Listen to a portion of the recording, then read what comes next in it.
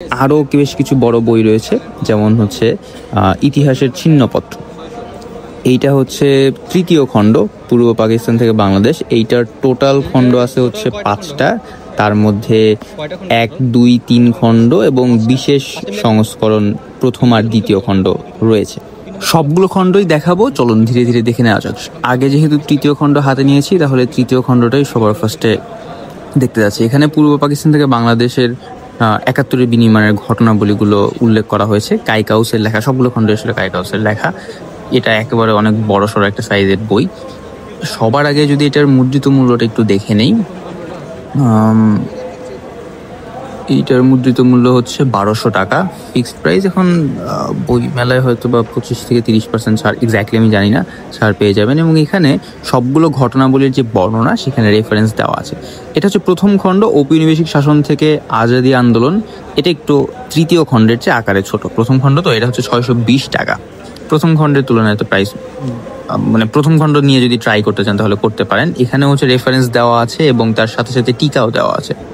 আর যদি হচ্ছে এইটার সেকেন্ড খণ্ডটা আছে, আচ্ছা নিচে আছে। যদি সেকেন্ড খণ্ডটা এটার দেখি, সেটা হচ্ছে এই অবিভক্ত পাকিস্তানের শাসনামল। এখানে অবিভক্ত পাকিস্তানের শাসনামল সম্পর্কে বলা হয়েছে। মুদ্রিত মূল্য হচ্ছে 800 টাকা। 2-একটা ছবি টবিও আছে এবং এইটাও বরাবরের মতো টিকা সহ রেফারেন্স সহই দেওয়া হয়েছে। এই হচ্ছে টোটাল 3টা খণ্ড এবং এর সাথে হচ্ছে বিশেষ 2টা খণ্ড অ্যাড করা হয়েছে। মানে বিশেষ খণ্ড 2টা যদি একটু দেখি, এইটা হচ্ছে বিশেষ খণ্ড 1, অবিভক্ত ভারতের সাম্প্রদায়িকতা ও শহীদ নজির। এইটার মুদ্রিত মূল্য হচ্ছে 780 টাকা। শহীদ নজির আহমেদ, এইটাও আকারে অনেক বড়। যে সাইজের বই, সেই বইয়ের তুলনায় 750 টাকা যথেষ্ট ওয়েল প্রাইসড একটা বই।